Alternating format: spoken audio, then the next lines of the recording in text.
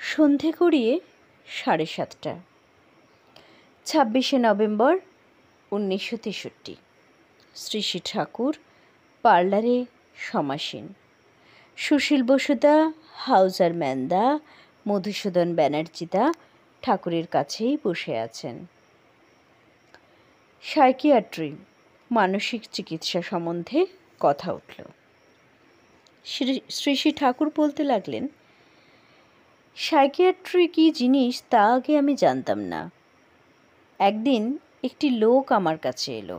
সে তার একটি হাত ওপরে তুলতে পারছে না, খুব কষ্ট। আমার কাছে ভীষণ অনুরোধ করতে লাগলো যদি ভালো হয়ে যায়। আমি তাকে দেখলাম, ওর হাত দেখে বুঝলাম আসলে কোনো অসুখ নাই। আমি তখন এক কাজ করলাম। আমি একটু ডিস্টিলড ওয়াটার, পরিশুদ্ধ জল নিয়ে একটি হোমিওপ্যাথি শিশিতে ভরলাম। তারপর কিছুক্ষণ চিন্তা ভাবনা করে তার কাছে এসে বসলাম। বললাম,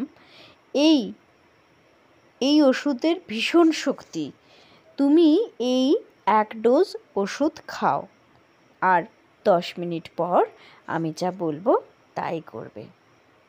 তাকে তাই দিলাম, সে খেয়ে ফেলল। মিনিট 10 পর তাকে বললাম, হাত তোলো, হাত তোলো। অমনি সে হাতটি তুলল, কোনো বিকার নেই। আবার নামাতে বললাম, লোকটি তাই করলো, ভালো হয়ে গেল। আর একদিনের ঘটনা মনে পড়ছে। এক জেলের মেয়ে এক মুসলমানের প্রতি আসক্তা হয়। সে তাকে বিয়ে করবেই, নাছোড়বান্দা।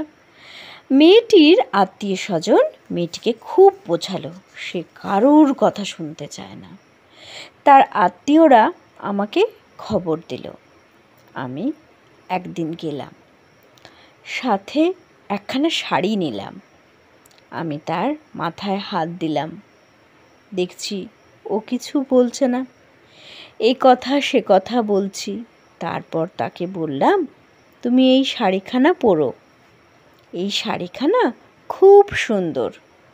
যেখানা পরেছ এটা তো অত সুন্দর না।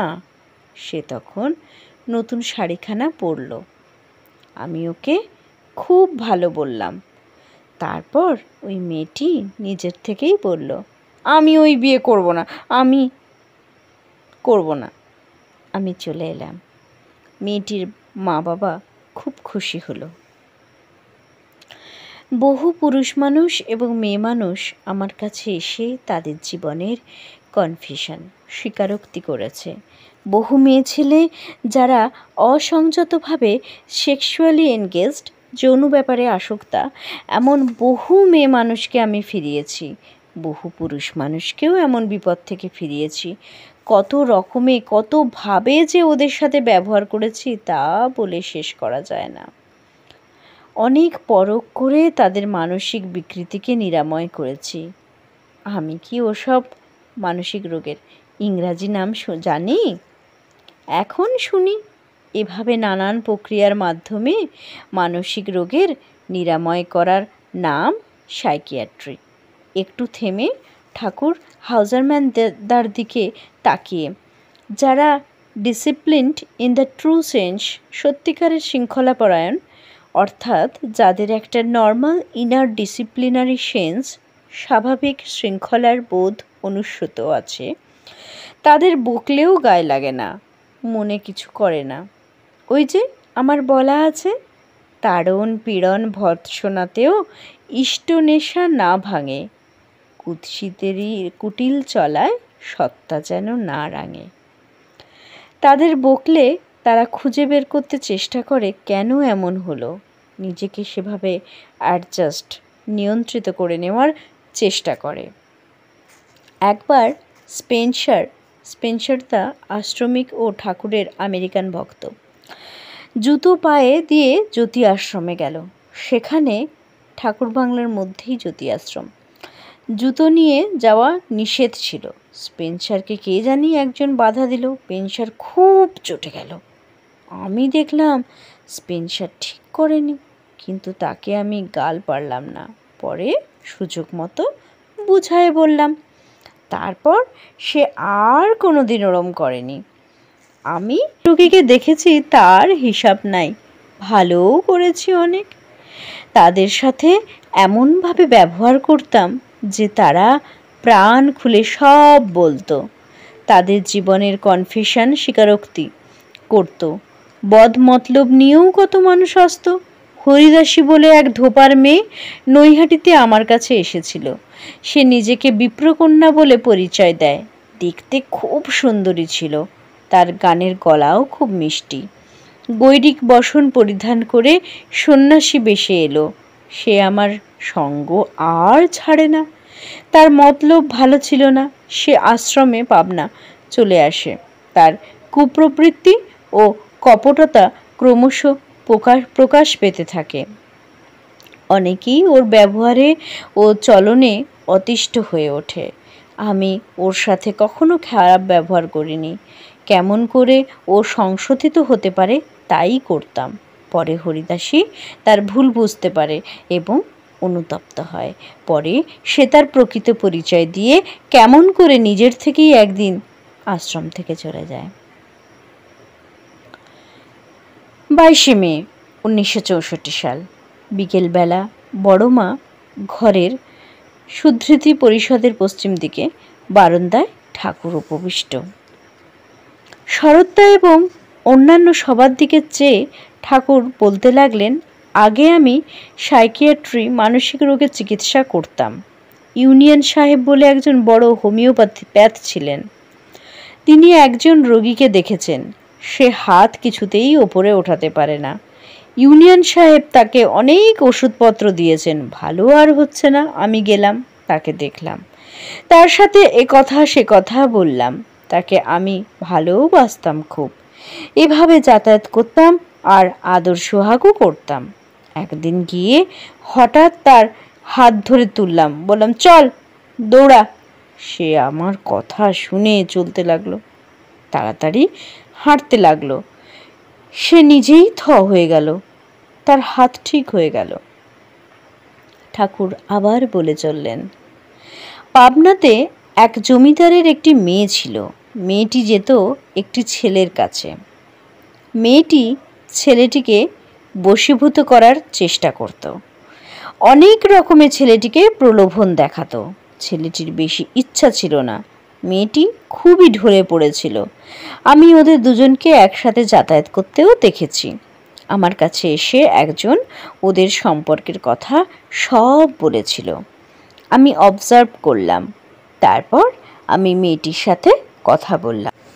এভাবে কয়েকদিন আলাপ করি। দিনের পর দিন দেখি যে মেয়েটি ওখানে ওই ছেলেটির কাছে যাওয়া বন্ধ করে দিয়েছে।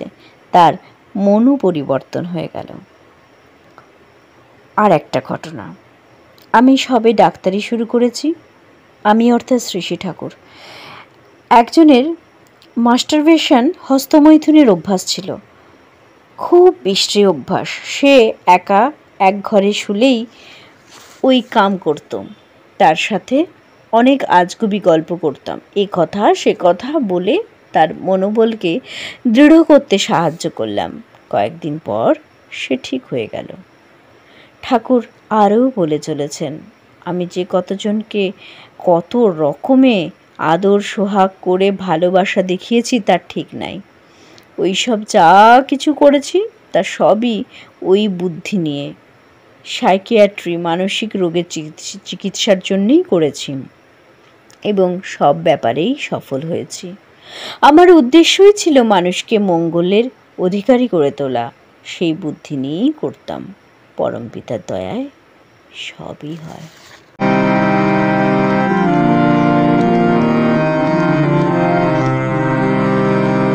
আমি তোমায় জড়িয়ে আছি, তুমি আমায় ধরো।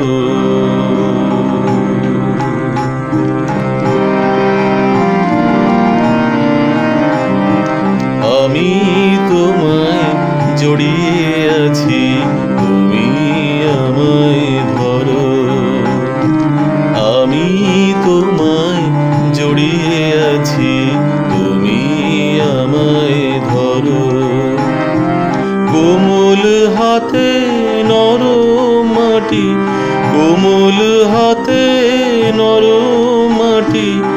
নিজের মতো গড়ো, জড়িয়ে তুমি ধরো।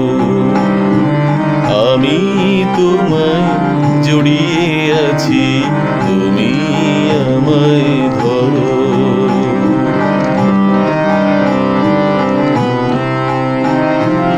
অনেক ধুলো মেখেছি গায়ে, আধার শুধু পিছনে ধায়। অনেক ধুলো মেখেছি গায়ে, আধার শুধু পিছনে ধায়। আকুল হৃদয়ে খুঁজি তোমায়, আকুল হৃদয়ে খুঁজি তোমায়। করুণা ধারায় ভরো, জড়িয়ে তুমি ধরো। আমি তোমায় জড়িয়ে আছি, তুমি আমায় ধরো।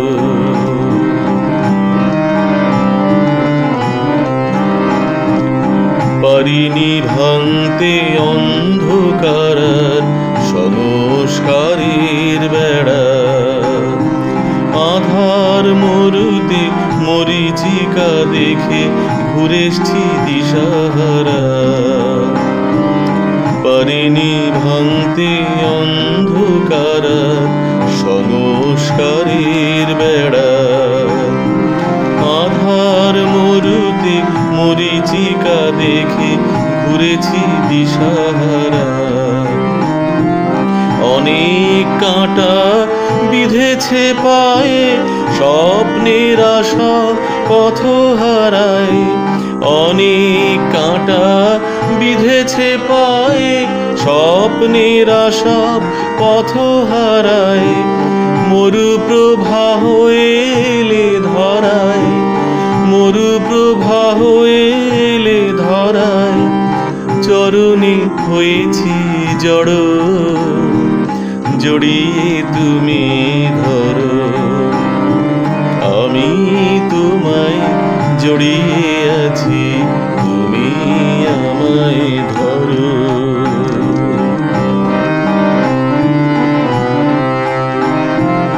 অনেক বেদনা সয়ে তোমায়, জীবন সপেছি রাতুল পায়ে। অনেক বেদনা সয়ে তোমায়, জীবন সপেছি রাতুল পায়ে। তমসা সরাও আলোকময়, তমসা সরাও আলোকময়। স্পন্দিত করো